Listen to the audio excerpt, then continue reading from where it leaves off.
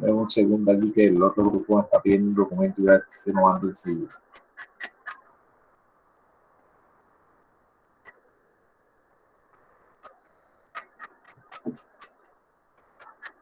Y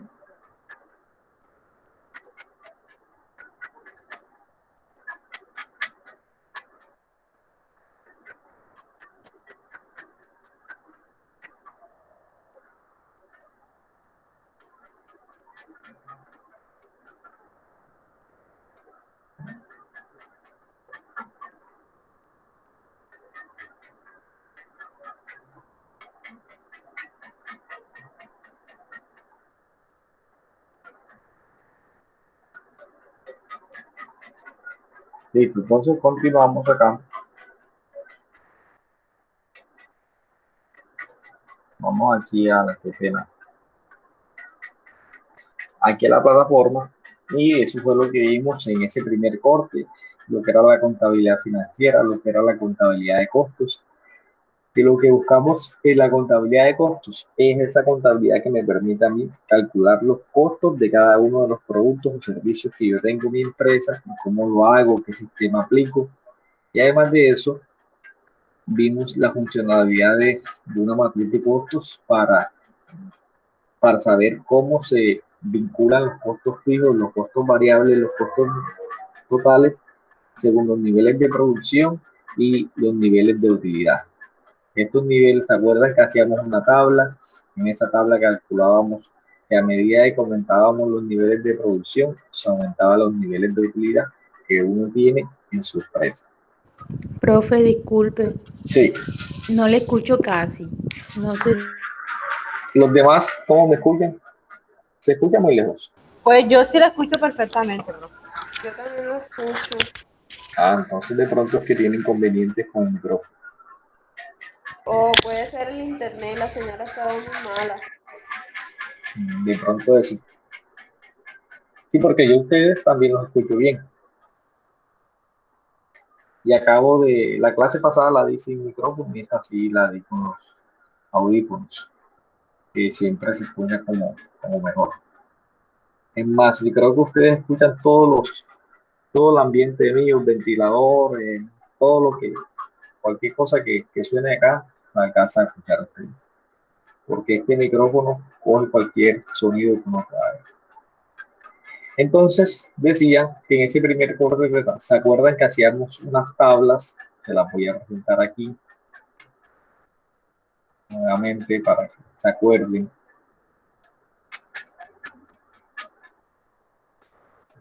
Para que cargue.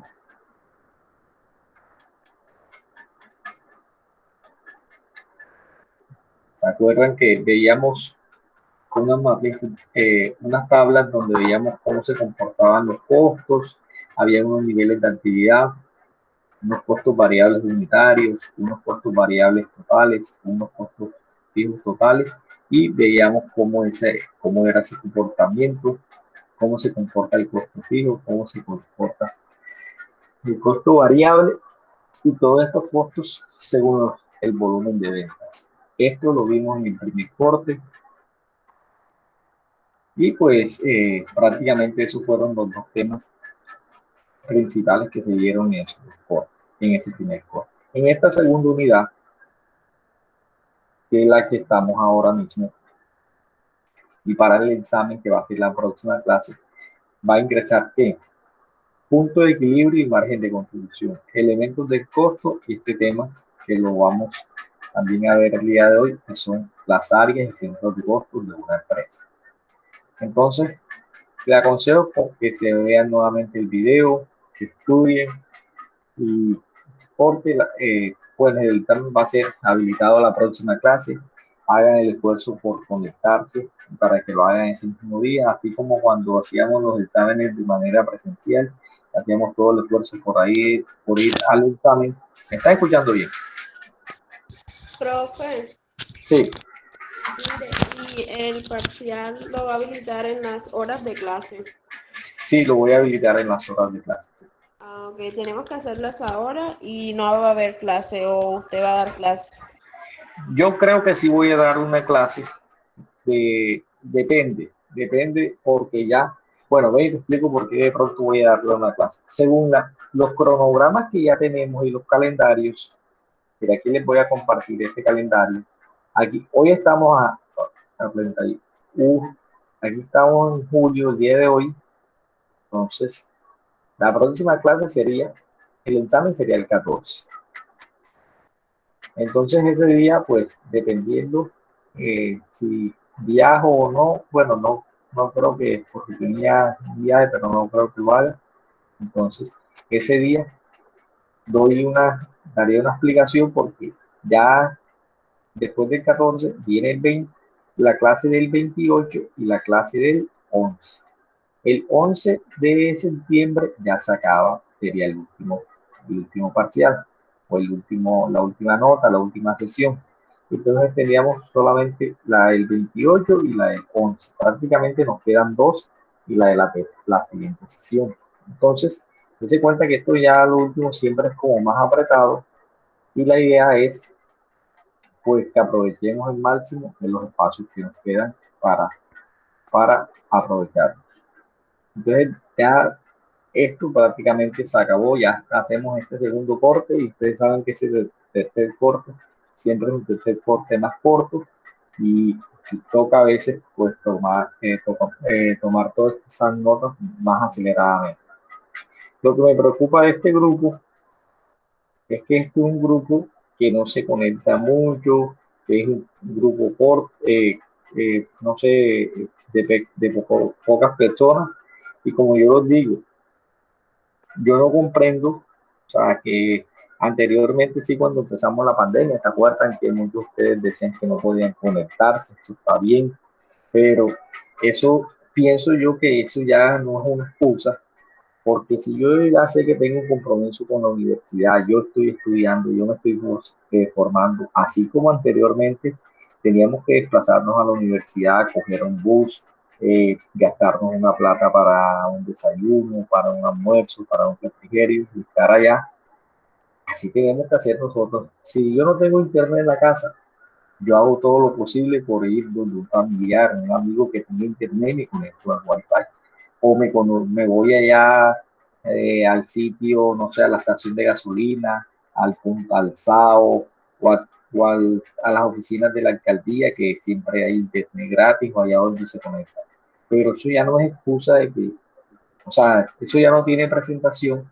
Y es más, ayer me preguntaba un amigo, me decía, y los alumnos tuyos prenden la cámara. Entonces le decía yo, jocosamente, no, lo que pasa es que ayer en la universidad no les ponemos prender la cámara porque como son estudiantes que tienen poco internet, entonces dicen que no se les habilita eso. Pero ustedes saben que en todo lo que son universidades privadas y, y los colegios, ya el sistema este de virtualidad es más exigente.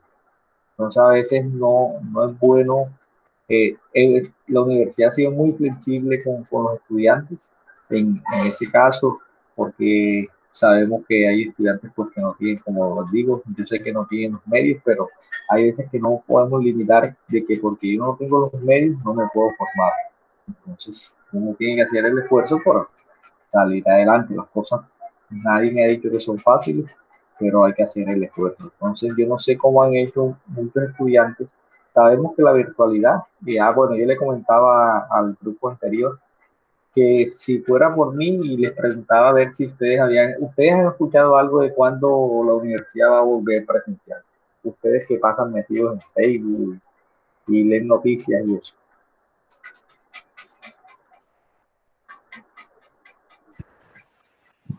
La verdad no, pero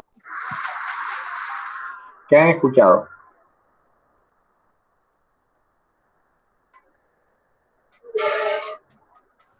Profe, yo lo único que escuché ayer fue que un señor me dijo, no, ya los de la universidad entran el próximo lunes, no este que viene, sino el otro. Entonces yo le dije, señor, ¿usted de dónde sacó esa información?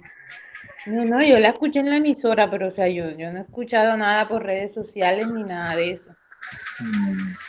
Y ustedes como tal, y ya se vacunaron. Yo no. no, pero yo Yo no. sí. A mi edad no ha llegado la vacuna. Porque ustedes viven aquí en Montería. Yo vivo en un corregimiento de Sagún. Pero un segundo, ya están vacunando a todo el mundo. Sí, pero para mi edad todavía no. Están, creo que los de 35 a 40 o 30 a 40, No, de 30 en validen, adelante. validen eso bien porque yo creo que ya están vacunando a todo el mundo en los municipios que tienen menos de 100.000 habitantes, están vacunando a todo el mundo, o sea, a todos los mayores de 18 ya los están vacunando. Entonces, para que se vacunen, ¿y ustedes como tal quieren volver a clases ahora o les gustaría continuar así virtual? Profe, yo le digo que, o sea, por mi parte, yo continuaría por el momento virtual. Porque los recursos de estadía en Montería, porque yo no soy de Montería. Y otra por la pandemia ahorita, yo todavía no me he vacunado por acá en la vereda, pues, han venido todavía, no me están vacunando los jóvenes de mi edad todavía. Ya. Bueno, de todas maneras, cada uno, pues, eso todavía, por eso les pregunto, porque no he escuchado nada de eso. Me imagino que ellos estarán evaluando qué decisión toman. A mí los estudiantes que estuvimos en la clase ahora me dijeron que lo más probable es que este segundo semestre que viene, porque empezaría en octubre, noviembre, diciembre, eso imagino que va a quedar eh, incompleto. Entonces, algunos decían que el año que viene, pues ya se... Profe, yo, Sí, yo vi que se acababa como en febrero, este semestre que viene, el segundo semestre. exacto, va a quedar incompleto porque se va a acabar en febrero, sí, tiene que acabarse en febrero porque empezaría en octubre y si no estoy mal, creo que como el 11 de octubre, algo así. Bueno, más o menos con esa fecha. Octubre a noviembre, a diciembre. Imagínate en Se diciembre uno acaba, se tiene que acaba darse el 20 de diciembre 20 de diciembre. y entramos otra vez el 17 de enero y salimos el 11 de febrero. Me dañaron ustedes las vacaciones a mí. Ahora yo siempre las iba a pedir en noviembre y diciembre para, para el tema de la universidad, pero bueno, pero ahí las pido y lo bueno también, bueno, de estas clases virtuales es que hay veces yo adelanto las clases y entonces permite que pues, uno las adelante un día en la noche o una tarde. Entonces, por ese lado, esa parte sí me ha gustado.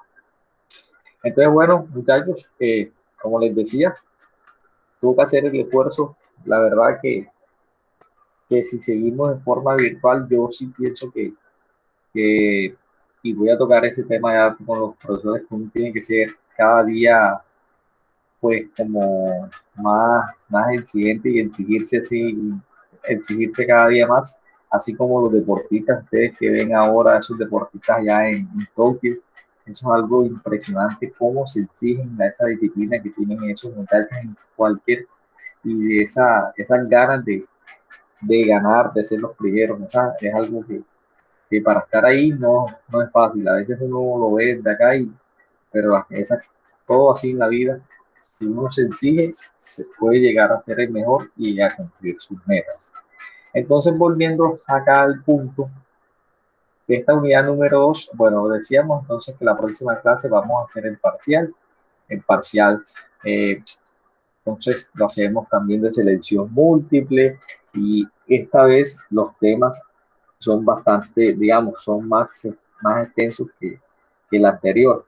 Entonces, bueno, que lo lean, que estudien y que nuevamente decirles, el examen o el parcial no es un taller, porque a veces creemos que el examen es un taller en el cual yo a me hacen las preguntas y voy a ver dónde está la pregunta para contestarla. Este examen viene siendo una evaluación en el cual ustedes ya deben tener identificados los conceptos para poder contestar y tiene todo el material pues a disposición. Entonces, vamos a nuevamente Aquí en elementos del costo,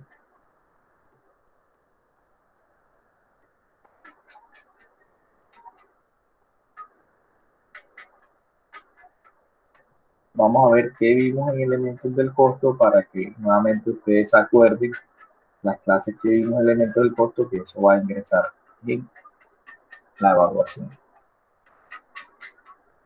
Cuando hablamos, ¿se acuerdan de los elementos del costo? Hablamos que los elementos del costo representan aquellos recursos que son necesarios en la producción de bienes y servicios, producción de bienes o prestación de servicios. ¿Y cuáles son los elementos del costo? Entonces, los elementos del costo se clasifican en materiales directos, mano de obra directa y costos indirectos de fabricación. ¿Cómo así entonces? Estos son los elementos del costo. Si yo les pregunto cuál es el costo de fabricar un celular, entonces el costo de fabricar un celular, yo les digo que son 500,000 pesos. ¿Qué quiere decir? Que ese celular en materiales directos, mano de obra directa y costos indirectos de fabricación empleó 500,000 pesos. ¿Cuáles son las funciones o cómo se ven los costos en una empresa de producción? Cuando hablan de empresa de producción, empresa de transformación, quiere decir que esas empresas toman una materia prima y la convierten. Como también hay empresas que son empresas de servicio. Entonces, en este caso, las empresas compran una materia prima, tienen unos costos de mano de obra directa y consumen unos costos indirectos de fabricación. Entonces, después de todo esto, pasan al proceso de tener ventas y a generar una utilidad. Una pregunta clave aquí, tipo, que va a salir en el examen. ¿Cómo se calcula la utilidad? ¿Cómo calculamos la utilidad? ¿O qué debemos conocer para calcular la utilidad de una empresa? ¿Quién me dice de ustedes?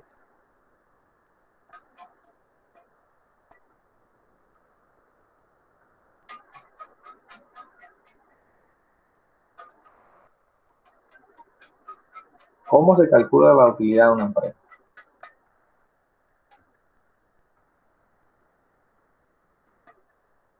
Los escucho, las escucho.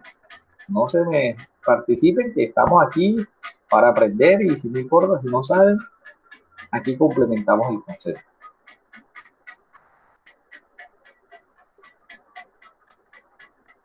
Si yo les digo a ustedes, señores, les propongo un negocio, vamos a vender artesanías. Entonces ustedes me van a preguntar, listo, profe, ¿qué ganancia me deja? Eso sí deja utilidad. ¿Cómo calculo yo la utilidad de la artesanía? ¿Quién me dice? Tengo que ver cuánto me gasté.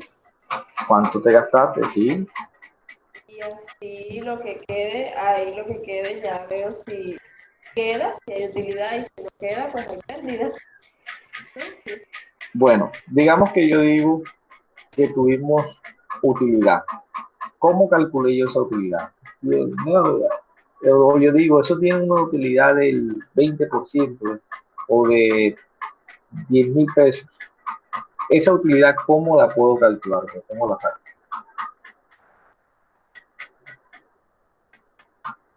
¿O qué debo tener yo para calcular la utilidad? Tú me dijiste algo ahí. Lo que se gastó en qué? En producir. ¿Qué más debo tener? Lo que se gastó en el material. Lo que invirtió. ¿Lo que qué? Lo que invirtió, ¿no? No te escuché muy bien, qué pena. O sea,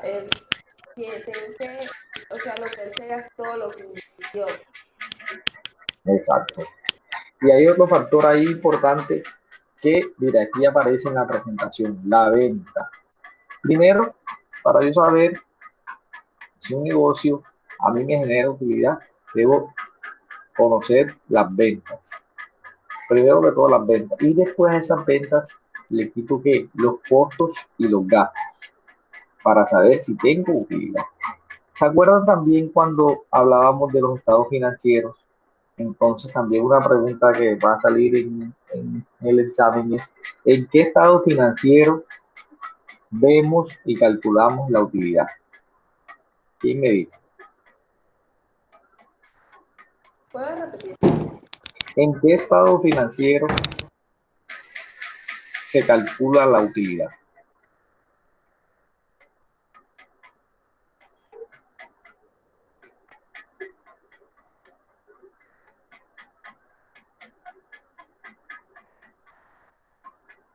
Bueno, yo les ayudo. Acuérdense que uno de los estados financieros que vimos fue, uno de los estados financieros que vimos eh, fue el balance general. ¿Se acuerdan que el balance general, qué había en el balance general? ¿O qué hay en el balance general? Están los activos, los pasivos y los patrimonios.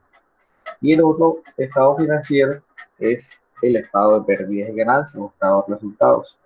Entonces, en ese estado de resultados, ahí, en ese estado de resultados, se calcula la utilidad. Entonces, para que se acuerden. Entonces, para que se acuerden y lo tengan presente. ¿Qué se calcula en uno y qué se calcula en el otro?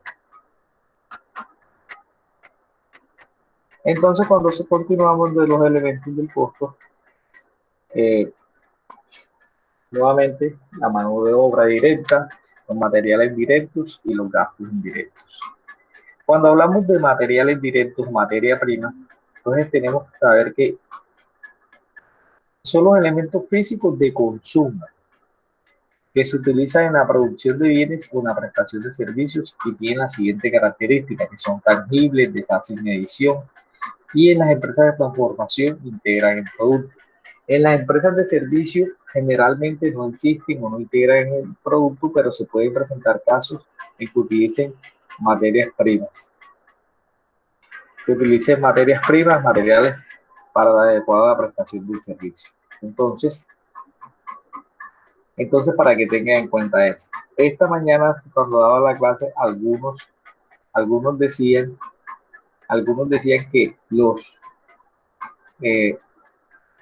que la materia prima también, que los equipos eran materia prima. ¿Ustedes qué dicen? ¿Están de acuerdo o no? Que los equipos son materia prima.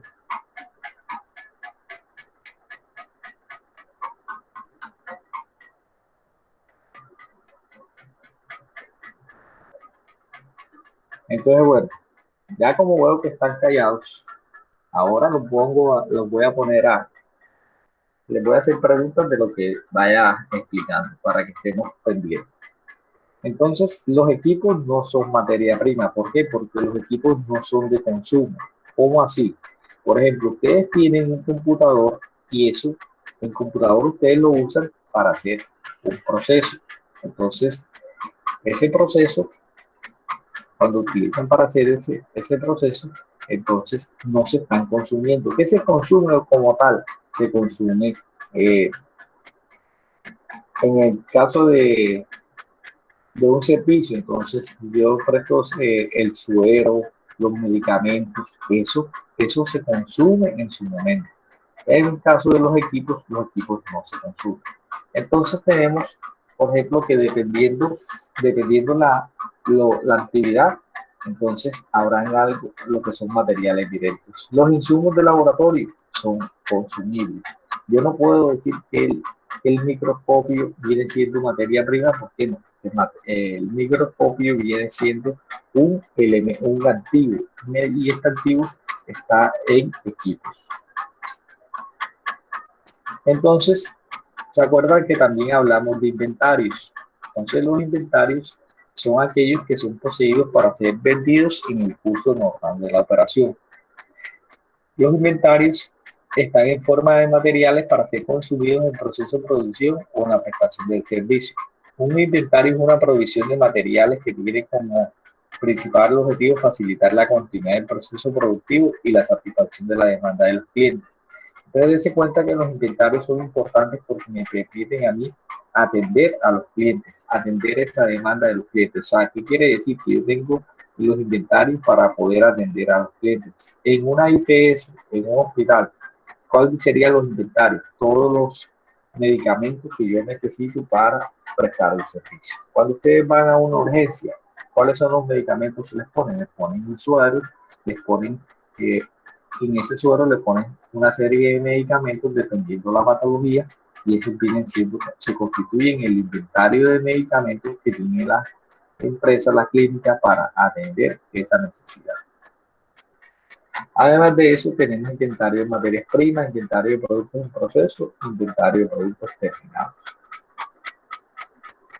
Y además de eso, también estuvimos, que también es bueno que nuevamente se estudien los dos talleres que se hicieron y sepan la diferencia de lo que es un inventario periódico y lo que es un inventario permanente. Como su nombre lo dice, inventario periódico es aquel que hacen las empresas periódicamente. ¿Cómo así? Que al final ellos lo dicen, vamos a hacerlo en diciembre, vamos a hacerlo en noviembre, lo hacen periódicamente, lo pueden hacer cada 6 meses, cada 12 meses, el inventario periódico de la empresa. El inventario periódico, ¿qué es? El inventario periódico es un espacio, una metodología en la cual yo cada 6 meses o cada año hago el conteo de lo que yo tengo. Esto se hace en almacenes o en negocios en el cual, como yo no tengo sistemas de información, lo hago entonces, o sea, como yo no cuento diariamente, como no tengo la metodología, entonces yo lo hago al final del ejercicio o al final de cada año. ¿Por qué? Porque es muy tedioso. Entonces, ¿cómo lo calculo? El inventario inicial más las compras menos el inventario final me da el costo de ventas. Y tenemos inventarios permanentes, que estos inventarios permanentes es donde aquí, ¿se acuerdan que vimos los temas? Estos inventarios permanentes son los que se hacen prácticamente en el día a día. Así que yo tengo la metodología para ir sabiendo qué tengo y qué no tengo. Por ejemplo, entonces aquí, esto es un Cardex, que es una hoja de cálculo en la cual yo voy anotando todas las mercancías que me van llegando y las existencias que voy sacando de mi inventario. Entonces, uno de los primeros métodos para evaluar en este sistema es el PEX, que se llama PEX, primeros en entrar, primeros en salir. ¿Se acuerdan qué decía ese PEX? ¿Quién me dice? Vamos a preguntarle a ver si se despiertan. Nuevamente aquí no. ¿Qué dice Carmen? ¿Qué dicen las demás? ¿Qué dice Maite? ¿Se acuerdan que veíamos este PEX? ¿Qué hacíamos ahí?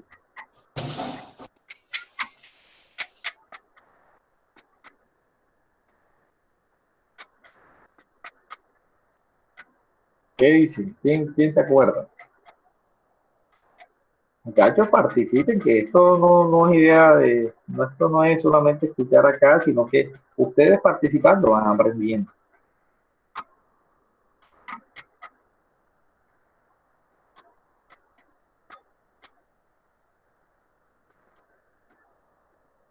¿O es que no están conectados? ¿Están ahí? Sí, aquí estamos. Estoy acordando. Ok, listo. Bueno, entonces mire, este sistema de inventario, primero en salir, ¿en qué consiste? Yo voy descargando, así a mí me llegan varias unidades a diferentes precios. Entonces, normalmente uno no compra al mismo precio. Ustedes pueden comprar unas existencias a unos valores diferentes. ¿Qué quiere decir?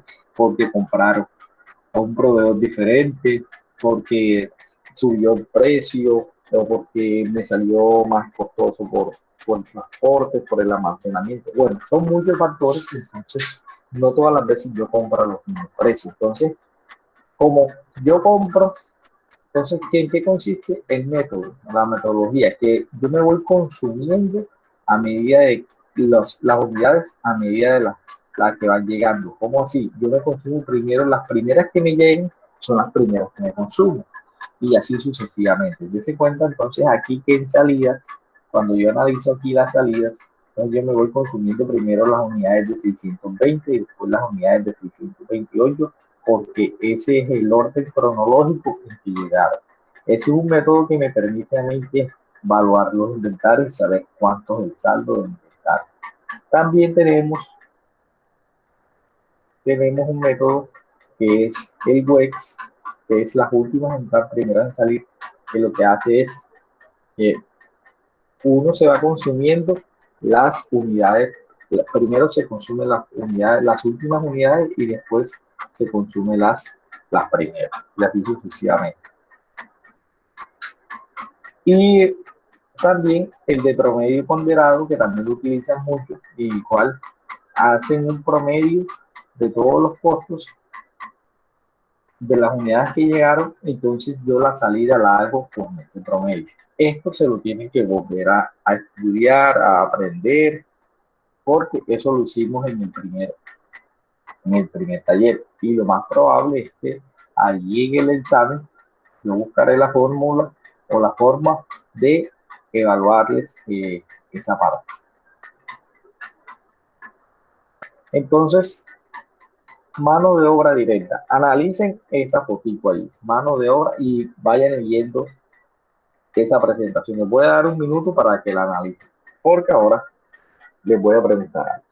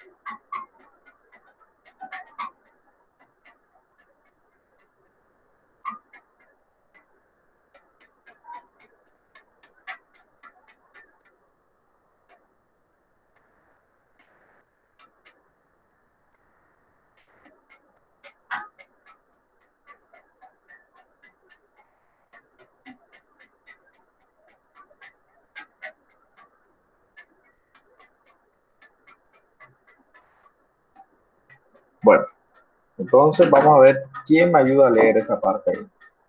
A ver, aquí está.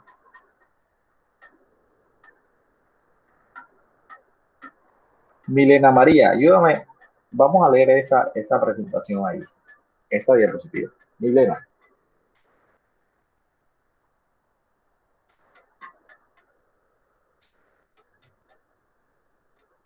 ¿Se conectó Milena?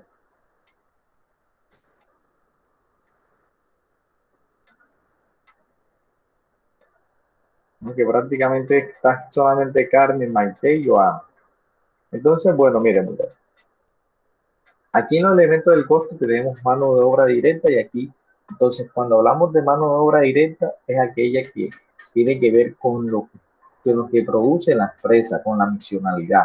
Entonces, aquí nos damos cuenta que en esta mano de obra directa, aquí están los médicos. En caso de, si hablamos de una clínica, los médicos, las enfermeras, y de mano indirecta la logística y la logística y la parte administrativa.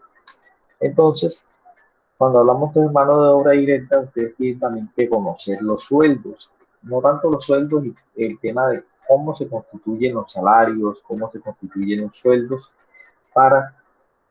y qué es un salario y qué viene siendo, cómo constituye un salario, porque mire, yo le puedo decir a usted, yo les voy a pagar 1.000.000 de pesos, pero pagarles 1.000.000 de pesos no es solamente que yo me voy a gastar 1.000.000 de pesos con ustedes. Como empresario, yo me voy a gastar 1.000.000 de pesos más las prestaciones sociales. Entonces, y las prestaciones sociales es eso adicional que se paga, por ejemplo, salud, pensión, ARL, primas, cesantías, vacaciones, todas esas son prestaciones sociales. Entonces, cuando yo voy a hacer el análisis de los costos, debo tener en cuenta todas esas prestaciones sociales. También tenemos una mano de obra indirecta, que son esa mano de obra que no tiene que ver con el proceso productivo. Es decir, los costos indirectos de fabricación o los costos indirectos de servicio la secretaria, el personal de mantenimiento, el recepcionista, el servicio médico. Entonces, aquí tenemos los elementos del costo, los costos indirectos de servicio, aquí donde aparecen los servicios públicos, la papelería, los servicios de sellos biológicos, las facturas, mantenimiento, la depreciación de equipo. Entonces, esos vienen siendo los elementos del costo. Nuevamente se sintetizan aquí. En una empresa de producción, materia prima, costos de manufactura y mano de obra. Y aquí en este ejemplo es los costos que tienen, hicieron un estudio de costos para saber cuánto salía un servicio que es costo de radiografía de tórax. Entonces, dense cuenta que, miren, ellos gastan unos insumos, en los insumos gastan bata, guantes, tienen una mano de obra directa que es el médico, una mano de obra indirecta que son, dense cuenta, indirectas, jefe de área, camilleros, secretarios, facturadoras, escritoras y unos equipos. Entonces, estos equipos, además de eso, también unos honorarios, tenemos unos impuestos y tenemos unos seguros. Tenemos unos servicios también, mire, servicio de aseo, asistencia, acueducto. Entonces, ¿qué están haciendo aquí? Dense cuenta que lo que hace es que el servicio de aseo en general en toda la empresa es 48 millones de pesos. Pero aquí lo que está haciendo es que de estos 48 millones de pesos a un servicio, a una radiografía, le cargan 156. ¿Cómo así 156? Entonces quiere decir que para yo cubrir ese servicio de aseo y vigilancia, entonces a ese servicio yo miro qué porcentaje le toca al costo de ese servicio de radiografía. Y así también igual miren la lavandería, publicidad. Entonces esa publicidad, como yo la reparto, yo la distribuyo en cada uno de los costos.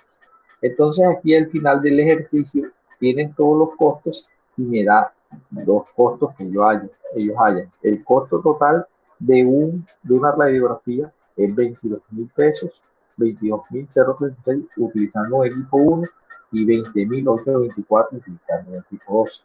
¿Por qué se presenta diferencia? Precisamente porque un equipo puede utilizar más materia prima que otro, o equipo de pronto es más ágil, entonces por eso se presenta la diferencia. Pero aquí no tanto la diferencia, sino conocer por qué y para qué yo utilizo esto. Si yo tengo un equipo, entonces yo conozco los costos, yo puedo, primero que todo, saber cuánto me voy a ganar, cuánto voy a producir, qué debo mejorar, cuántas cantidades de servicios voy a ofrecer y también negociación. Porque a veces puede pasar que a ustedes les salen los costos de 22.000 pesos y les dicen, venga, yo te voy a pagar 20.000 por cada servicio. Por mucho que ustedes lo hagan, entonces ustedes van a ir a pérdida porque el precio va a estar por debajo del costo. Eso es para que tengan en cuenta eso. Entonces, eso es lo que es los elementos del costo. El otro tema que está ahí es el punto de equilibrio. Vamos a ver quién me dice, Joana, Carmen, Maite, ¿se acuerdan qué es el punto de equilibrio?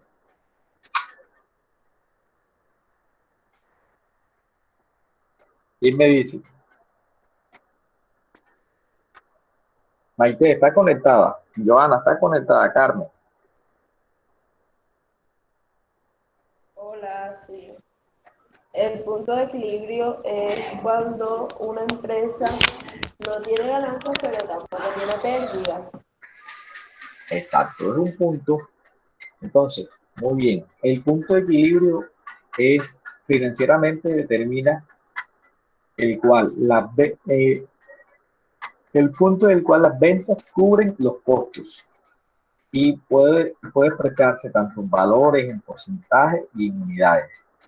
Entonces, entonces ese es un punto importante porque yo puedo conocer, a partir de este punto yo voy a generar utilidades, a partir de este punto si yo no llego a este punto, estoy por debajo, voy a tener pérdida. Además de eso, pero para conocer eso, yo debo conocer muy bien lo que son los costos fijos, los costos variables y las ventas. Si yo no conozco eso, pues yo no puedo hallar el punto de equilibrio. Para determinar el punto de equilibrio, mire con dice, debo conocer los costos fijos y costos variables de la empresa. Acuérdense, los costos fijos son los que se mantienen fijos independientemente de lo que uno produce. Los costos variables son aquellos que van a ser variables y son proporcionales a nivel de producción. Entonces tenemos, ¿cuáles son variables? Materias primas, mano de obra, pero la mano de obra, cuando se habla mano de obra a destajo. ¿Qué es mano de obra a destajo? Aquella que yo pago según lo que van a producir. ¿Cómo así?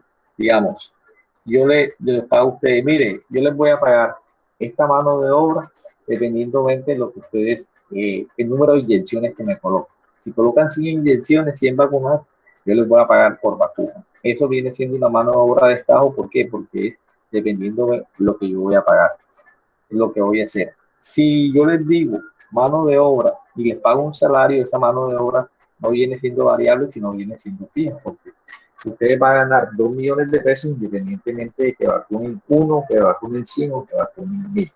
Entonces, para que tengan en cuenta eso. Y también las comisiones, porque las comisiones son variables. Entonces, todos esos factores para tener en cuenta. Los costos fijos son aquellos que no cambian en proporción directa con las ventas y cuyo importe es constante. Por ejemplo, alquiler pendiente, salarios, depreciaciones, amortizaciones.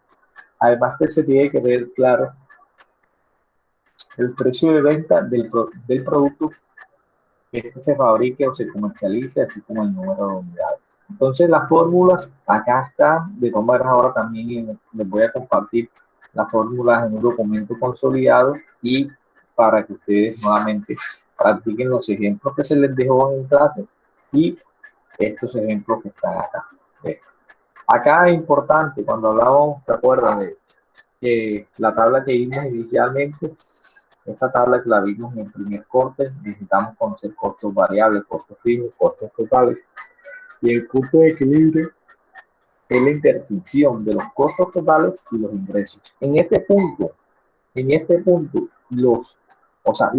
las ventas que yo tengo son solamente me van a cubrir los costos y los gastos. ¿Cómo así? Yo le digo, mire, yo tuve unos costos y unos gastos de 500. Entonces, si yo vendo 500, apenas me va a cubrir prácticamente eso. ¿Qué quiere decir? La ganancia es cero. ¿Entendieron? ¿Alguna duda hasta ahí? ¿Alguna pregunta?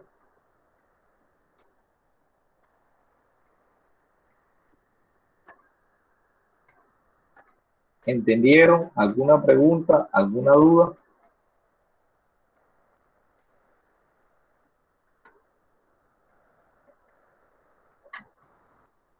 Vuelvo a preguntar por tercera vez. ¿Entendieron? ¿Alguna pregunta? ¿Alguna duda? ¿O no están conectados? Las demás.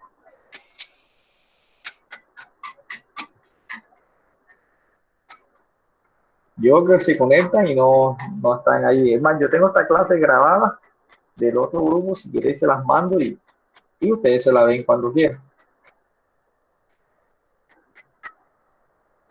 Continuamos entonces. Lo otro que se vio fue el margen de contribución. El margen de contribución es las ventas menos los costos variables. No, profe, mejor explica así. Entonces, margen de contribución es venta menos costos variables. Sí, ok. Tenemos que el margen de contribución es venta menos costos variables. Entonces, el margen de contribución, ¿para qué me sirve? ¿O por qué es importante calcularlo a la empresa? Es la cantidad de ingresos que queda para cubrir los costos fijos y proporcionar un retorno a los accionistas después de que los costos variables sean cubiertos. Entonces, palabras más, palabras menos, ¿qué nos está diciendo? Que yo tengo, dése cuenta que la fórmula dice margen de venta menos costos variables. Entonces, yo primero cubro ¿qué? Los costos variables. Entonces, después que yo cubro esos costos variables, me va a quedar una proporción. para cubrir los costos fijos, y después que yo cubro los costos fijos, ¿qué voy a dejar? Las utilidades. Las utilidades, ¿para quién son? Para los accionistas. Entonces, es que tanto, entonces por eso que después que tú tengas un margen de contribución alto, te permite saber si un producto genera o no utilidad. Entonces, ¿para qué se utiliza este margen de contribución? A veces yo tengo muchos productos en la empresa o muchos servicios, entonces yo tengo 20 servicios, yo calculo el margen de contribución de cada servicio. ¿Para qué?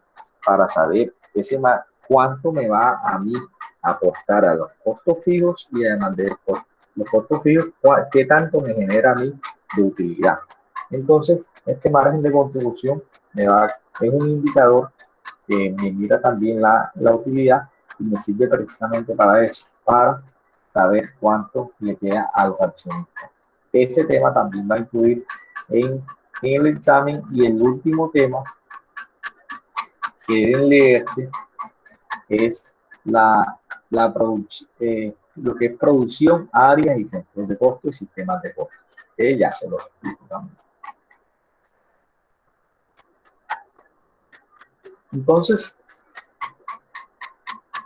primero que todo, cuando hablamos de producción o de sistema productivo, es un proceso en el cual es un proceso de transformación en el cual tengo unos elementos de llegada y unos elementos de salida. ¿Cuáles son los elementos de salida? Los productos o los servicios. ¿Cuáles son los elementos de entrada? Lo que yo necesito para producir. Y este proceso, lo que es trabajo, organización y producción, es lo que yo hago en la empresa. Entonces, cuando hablamos de producción, hablamos de desarrollo del objeto social de la empresa, prestación de servicios de salud. Dentro de los procesos específicos y los servicios o bienes originados de este proceso son los que se definen como producto. ¿Cómo así? ¿Qué me está diciendo?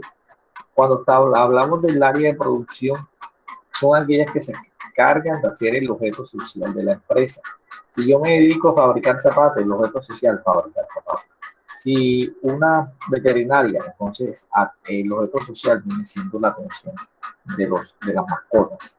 Entonces, según mi objeto social, entonces el área de producción es la que viene siendo la que se dedica a hacer el objeto social. La Universidad de Córdoba, el objeto social de la Universidad de Córdoba es brindar educación. ¿Y cuál es la salida? ¿O cuáles son los productos? Entonces, cuando hablamos de los productos con que miden esa educación, es con el número de estudiantes, el número de profesionales graduados, el número de investigaciones, número de intercambios, personas vinculadas al mercado laboral. Así que miden las salidas de la Universidad de Córdoba. Entonces tenemos que saber que es un proceso. Un proceso es una secuencia de actividades, lógicamente, que se emplean en la organización y los cuales agregan valor. Entonces, proceso productivo en el hospital. Entonces hay unos factores que son las personas, los equipos, los insumos. Hay unos productos intermedios, unos productos finales y unos resultados. Entonces, para cada una de las áreas me genera a mí unos productos. Cuando hablamos de procesos, ustedes le pueden preguntar, pero ¿cuál es el producto que ustedes van a generar? Por ejemplo, acá cuando vemos en costos, a veces cuando hacemos los planes de curso nos dicen, ¿cuál es el producto que ustedes van a entregar? Entonces, uno de los productos también es cuando hace uno los proyectos de aula. Un proyecto de aula viene siendo un producto. ¿Por qué? Porque ese proyecto de aula ustedes van a poner en práctica lo aprendido. Entonces acá tenemos el área de servicios generales o servicios de apoyo. ¿Cuál es el área de servicios generales o servicios de apoyo? Para que les quede más sencillo: mantenimiento, lavadero, cocina y esterilización. Dese cuenta que estas son, como su nombre lo dice, servicios generales o de apoyo. No se dedican a hacer la actividad misional del hospital, sino que se dedica a servicios generales o de apoyo, aquellos que hacen la limpieza, el mantenimiento, la cocina.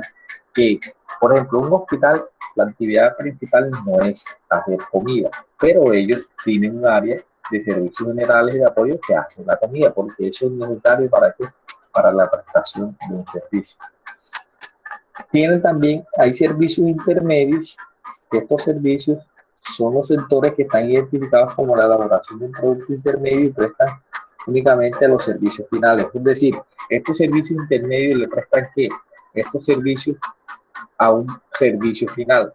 Por ejemplo, el laboratorio, diagnóstico por imágenes, sectores de diagnóstico. O sea, estos servicios de, por ejemplo, el área de diagnóstico le presta servicios ¿a quién? Al médico que está atendiendo un paciente. Entonces, estos son servicios intermedios que le prestan el servicio a los servicios finales. ¿Y cuáles son los servicios finales? Se denominan servicios finales a aquellos sectores que hacen una actividad que puede identificarse directamente con la elaboración de productos finales de la organización hospitalaria. Desarrollan una actividad que por sí misma constituye uno de los fines previstos en el hospital. En general, pueden identificarse con este grupo los sectores que hacen una actividad interna o consulta. Denme un segundo.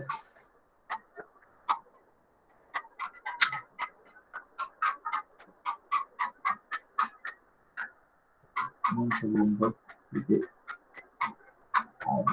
Me la he quemado. A ver qué es.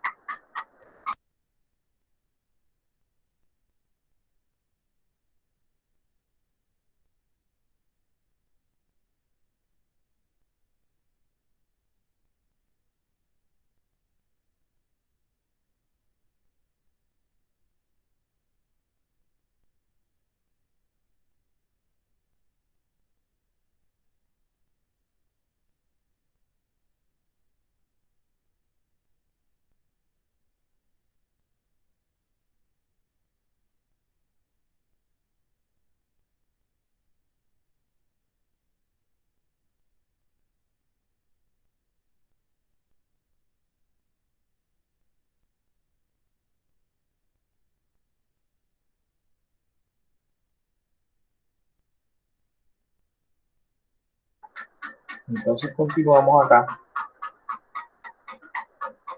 con la presentación. Entonces, cuando hablamos de productos en todas las áreas, cuando hablamos de procesos, si estoy hablando de procesos, cuando estoy hablando de procesos, todas mis áreas tienen unos productos. ¿Cómo unos productos? En ti, cómo yo puedo evaluar lo que produce o lo que da esa área. Entonces, aquí tenemos un organigrama de un hospital que se llama Hospital San Antonio. Entonces, dése cuenta que el Hospital San Antonio divide el área de atención del usuario en urgencia, hospitalización, ayudas diagnósticas, consulta externa, promoción y promoción, servicios farmacéuticos. Son los procesos que en sí son misionales. Y también tenemos un área de apoyo logístico. Este apoyo logístico está presupuesto, talento humano, contabilidad. Entonces se cuenta que este es más que todo la parte administrativa. Entonces aquí lo que hace es que esto se parece. ¿Se acuerdan cuando hablábamos de la mano de obra directa y de mano de obra indirecta? Entonces podemos decir aquí que es una clasificación que se asemeja a lo que es allá. Está la gerencia, la junta directiva, las asesorías y los comités. Tenemos las áreas gerenciales. Quedó apenas Carmen y Joana. Este grupo es cada vez más escaso. Las áreas gerenciales son las que toman las decisiones. Entonces están aquí la junta directiva, la gerencia, los comités y las sugerencias. Entonces, aquí conocer cuáles son las áreas logísticas de los hospitales, que son aquellas que se alcanzan de las que orientadas a producir bienes y servicios que permiten, son las que como pequeñas empresas que en general podemos definir como pequeñas empresas orientadas a producir bienes y insumos que permiten el desarrollo mismo de estos servicios y que venden sus productos hacia el interior de la empresa. O sea, en el área logística, es lo que nos está diciendo, son pequeñas empresas que nos venden productos que son necesarios para la producción de los servicios. Entonces, el almacén que me presta a mí un servicio, el mantenimiento me presta un servicio, el sistema me presta todo el apoyo en el área de sistema. Servicios generales, cocina, aseo, vigilancia, vienen siendo áreas logísticas. Tenemos el área operativa, que se cuenta que el área operativa es ya la que se encarga en sí de hacer las operaciones misionales. Entonces aquí es donde aparecen los médicos. O sea, el área operativa es la que mantiene todo esto, la atención médica. Entonces, se cuenta que aquí el área operativa está urgencias, ambulatorios, hospitalización, quirófano, imágenes diagnósticas, banco de sangre, farmacia, esto viene siendo operativo. Y también tenemos productos administrativos, que son las áreas de apoyo, las que hacen toda la contratación, la nómina, recursos físicos, la área logística. ¿Y por qué estamos dando este tema? Ustedes dirán, si estamos en costos. Porque cuando yo voy a hacer un estudio de costos, yo debo conocer cada una de estas áreas. Y aquí es donde llega la palabra costos a todo eso. ¿Qué pasa? Yo aprovecho estas áreas, estas organizaciones de la empresa para hacer centros de costos, que vienen siendo agrupaciones funcionales de los procesos de producción, donde podemos asignar de manera independiente y claramente definida los insumos requeridos para la generación de un producto o un servicio. Entonces, característica de un centro de costos, que posee recursos físicos, se administra de origen administrable, da origen a políticas, planes y programas. En general se gerencia independientemente de otros centros de costos. Posee recursos físicos, tecnológicos y personal determinados que constituyen costo directo de ese centro de costos y produce bienes y servicios diferenciales de los otros centros de costos y tienen la posibilidad de clara de ejecutar el producto que lo constituye. Palabras más, palabras menos, que está diciendo. Hombre, en la empresa se hacen unos centros de costos, que son unas áreas que manejan sus presupuestos. Y entonces, ¿por qué manejan sus presupuestos? Porque yo organizo, mando mis presupuestos a cada una de esas áreas. ¿Para qué? Para que ellos me vayan manejando los costos internos de esa área. Entonces, ¿cómo así? Yo manejo los costos del área contable. Entonces, yo manejo los costos del área quirúrgica. Yo manejo los costos del área de hospitalización. ¿Para qué? Para poder llegar a una metodología y hacerle seguimiento a dichos costos.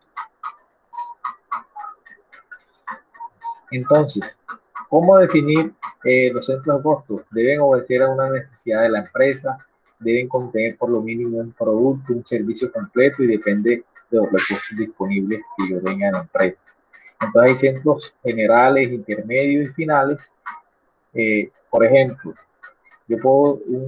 un centro de costo puede ser dirección, administración, estadística, facturación jurídica, y un intermedio, laboratorio, diagnóstico, imagen, y finales, clínica, alergia, dermatología, cirugía. Dense cuenta que estos finales, ¿por qué se llaman finales? Porque son los que hacen las actividades finales en una hospitalización. Entonces, este tema también está incluido en áreas y centros de costos en el examen. Y la idea es que Carmen, Joana, Ana Carolina lo tengan en cuenta, y si los compañeros que no se conectaron el día de hoy vean este video, ahora que vean el video de la grabación, entonces también lo tengan en cuenta para el momento del examen. Entonces, para finalizar, nuevamente el mensaje es que de hoy en 15 días vamos a hacer el examen. Tienen que estudiar los temas vistos, prácticamente las presentaciones que se dieron el día de hoy, y eso es todo. ¿Alguna pregunta, duda, inquietud? Profe, los temas son los de la unidad 2. La unidad 2, sí, señorita. Muy bien. La unidad 2. ¿Alguna otra pregunta?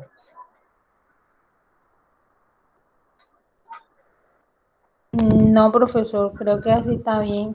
Listo. Entonces, de todas maneras, yo les voy a mandar la grabación para que ustedes la tengan ahí, y les voy a mandar 2 archivos a WhatsApp. Se los voy a mandar enseguida para que ustedes tengan las fórmulas de caso del punto de equilibrio. Entonces, ya se los mando enseguida. Aquí, vean un segundo.